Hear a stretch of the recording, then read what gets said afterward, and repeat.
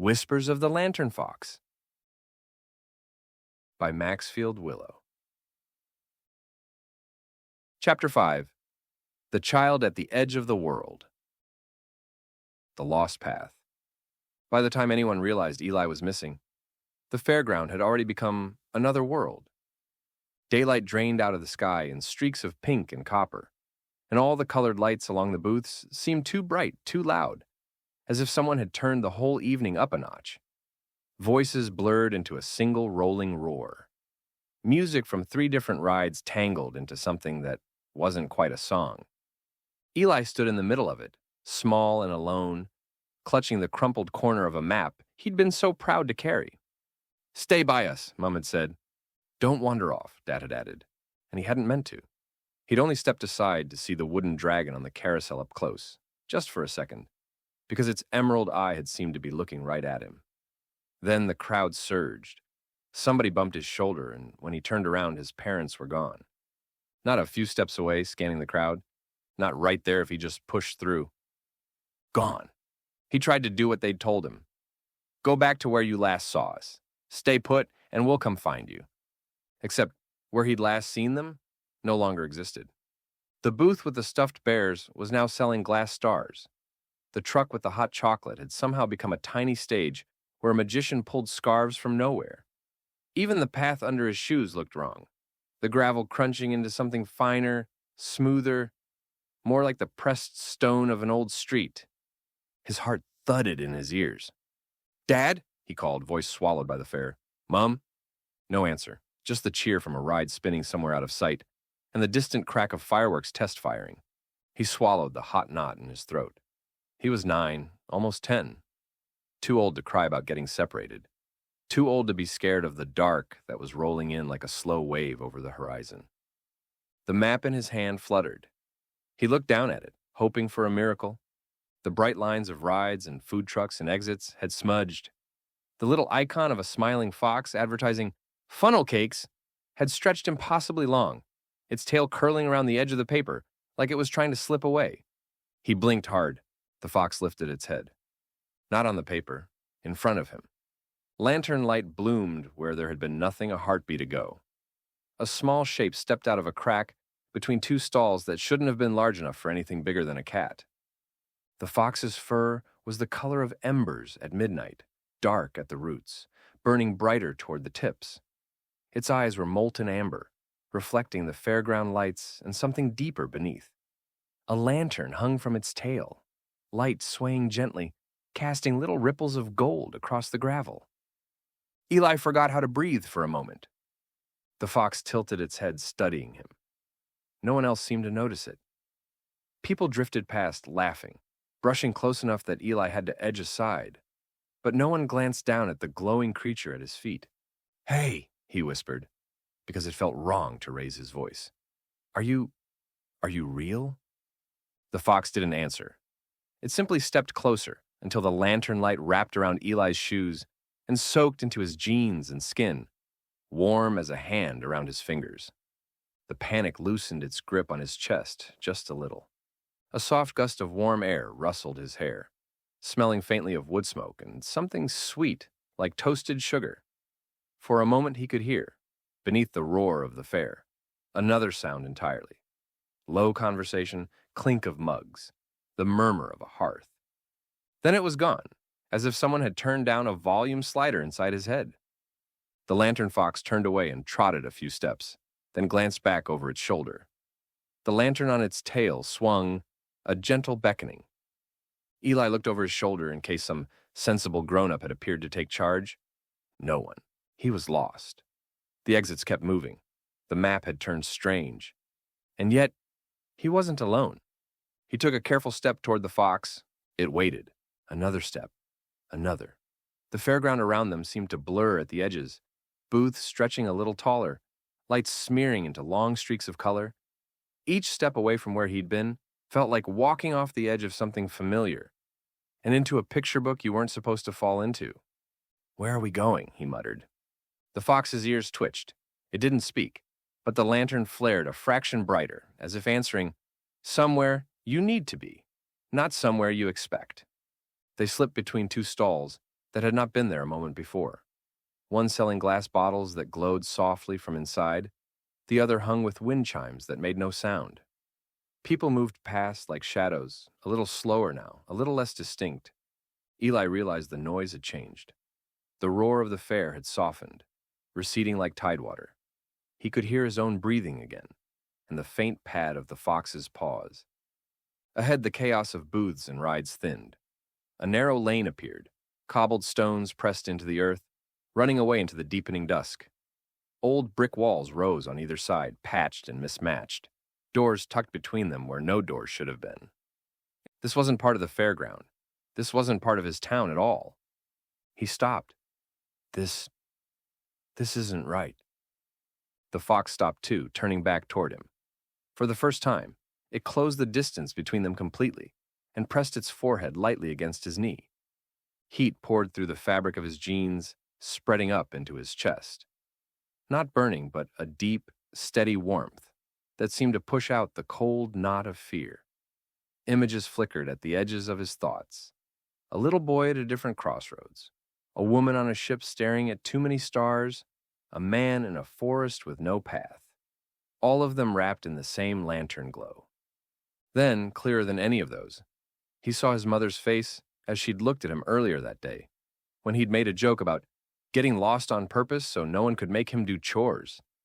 She'd laughed, but her eyes had softened in that way they did when she was worried and trying not to show it. Never on purpose, she'd said, ruffling his hair. You belong with us, you hear? If you ever feel lost, you yell loud enough for me to find you. Eli's throat tightened again, but now it wasn't only fear. Something else tangled there too. Regret. The sudden sharp knowledge that he had wished just a little to disappear, to step sideways from all the bickering and noise and rules. The fox leaned back, watching him. I didn't really mean it, he whispered. I don't want to vanish. I don't like it when they fight, or when they're tired and forget I'm there. The lantern's light shifted, shadows tucking themselves neatly away, as if the world were listening politely. The fox turned and padded down the lane. This time Eli followed without hesitation. The further they went, the more the air changed. The sharp scent of frying food faded, replaced by cool stone and distant rain, even though the sky above remained clear. The cobbles under his shoes were damp and old, moss peeking between them. The buildings on either side leaned inward, like they were listening in. Doors lined the alley. Some were plain wood. Others had carvings, waves, leaves, stars, symbols Eli couldn't name. A few were cracked open, warm light seeping through. They passed one doorway where voices murmured, fragments of words curling out into the lane. Thought I'd lost it all, but then found my way back.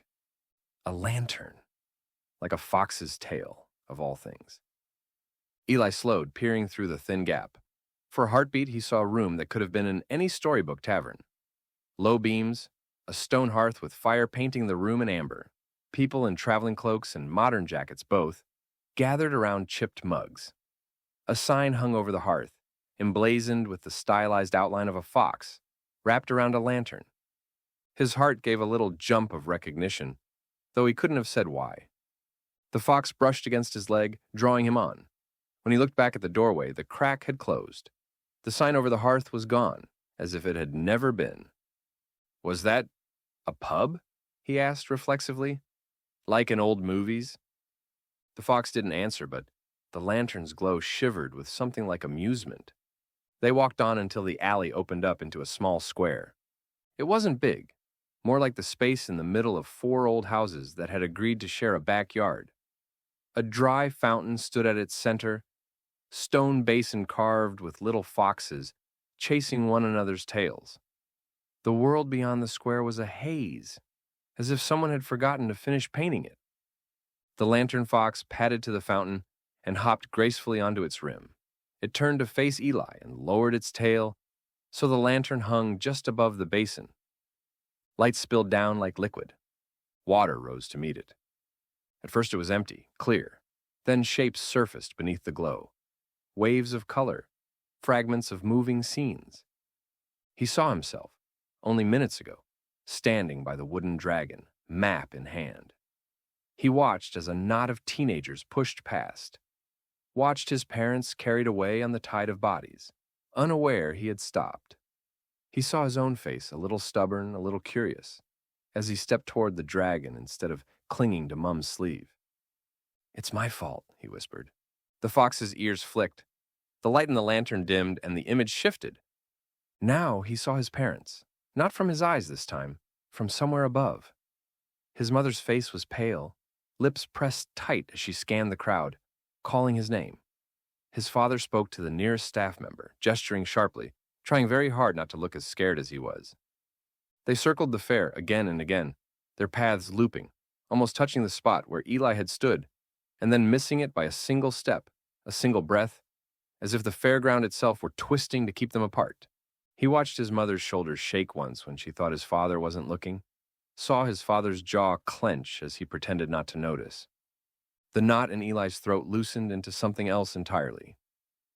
They're looking so hard," he said, and he had thought in a small, secret part of himself that maybe if he disappeared, they would shrug eventually and keep going, like when a toy broke and no one had time to fix it. But this frantic searching, this fear, this was something else. The lantern fox lifted its head slightly. The scenes in the water folded and collapsed like pages turning. Eli saw flashes of other people then, only glimpses. A figure on a cliff edge, staring into fog. A woman in a starship corridor with panels flickering. A scholar surrounded by books and yet completely lost. In each picture, the fox's lantern light gleamed somewhere close, never forcing, only offering. Then the fountain went still. The water lay flat as glass, reflecting only the lantern above. Eli stepped closer until he could see his own face in the surface. Freckles, wide eyes, hair sticking up in 3 directions. He looked small. He also looked present, solid, like he belonged here, in this strange in-between square, at least for a moment. "I don't want to disappear," he said quietly, more to himself than to the fox. "I want to go home, even when it's noisy, even when they're tired. I want to be where they are." The fox hopped down from the fountain. The lantern swung close to Eli's chest, brightening until he had to squint. Warmth wrapped around his ribs, his heart, like someone was fastening a button deep inside him that had come undone. He felt, clearly and simply, a sense of agreement. Then the world tilted. The square, the fountain, the doors around it, all stretched away like reflections sliding off glass. Lantern light became the sharp glare of the fairground bulbs. The damp cobbles under his shoes turned back into gravel dusted with dropped popcorn. He staggered, catching his balance. He stood exactly where he'd first realized he was alone, between the game booth and the carousel. The dragon still circled, its emerald eye shining. The map in his hand was just a map again, crumpled and slightly sweaty, but the warmth in his chest remained. "Eli!" His mother's voice cracked over the noise, raw and sharp. He spun. She shoved through the crowd, hair a mess, jacket half zipped, Dad close behind her. The moment she saw him, she broke into a run. He thought he'd be in trouble, or at least scolded, but instead she crashed into him in a hug that knocked the breath out of his lungs. "Oh, thank God," she whispered against his hair. "Oh, Eli, we couldn't find you? Everything kept looking the same, I thought." His father's hand landed on his shoulder, squeezing hard enough to hurt in a good way. "You all right, kiddo?" His voice was rough. "You hurt? You scared us half to death." "I'm okay," Eli said, the words muffled by his mother's jacket. He swallowed. "I was lost. Really lost. But..." He hesitated. "How did you explain cobbled alleys and silent tavern doors, and a fox made of lantern light?" He pulled back enough to look up at them. "I'm sorry," he said instead, "for the joke earlier. I don't want to get lost on purpose. I want to stay with you, even when everything's kind of loud." His mother's eyes filled, a complicated mix of relief and guilt and love. His father ruffled his hair, too hard, the way he always did when he didn't know what else to do. "We're going home," his dad said. "Fair's over for us tonight." Eli nodded, slipping one hand into his mother's and one into his father's, anchoring himself left and right. For a moment, walking between them felt like the safest place in the universe. As they headed toward the exit, He glanced back over his shoulder. Between two stalls, where the shadows pooled thickest, a small shape moved.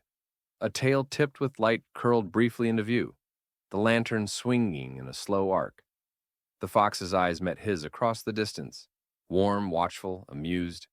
Eli smiled, a quick, fierce little smile that felt too old for his face, and exactly right at the same time. "Thank you," he whispered. The fox dipped its head once. Behind it, for the barest heartbeat, he thought he saw a door outlined in warm gold, and beyond it the glow of firelight on old beams, and the suggestion of a sign shaped like a fox coiled around a lantern. Then, the crowd shifted. A man walked between them, pushing a stroller. When he passed, the door and the fox were gone. Only the ordinary dark remained. Except, of course, it wasn't entirely ordinary anymore. Eli walked out of the fairground holding his parents' hands, the warmth of lantern light still tucked under his ribs like a secret. The world felt a little bigger than it had that morning. Stranger, maybe, but also kinder.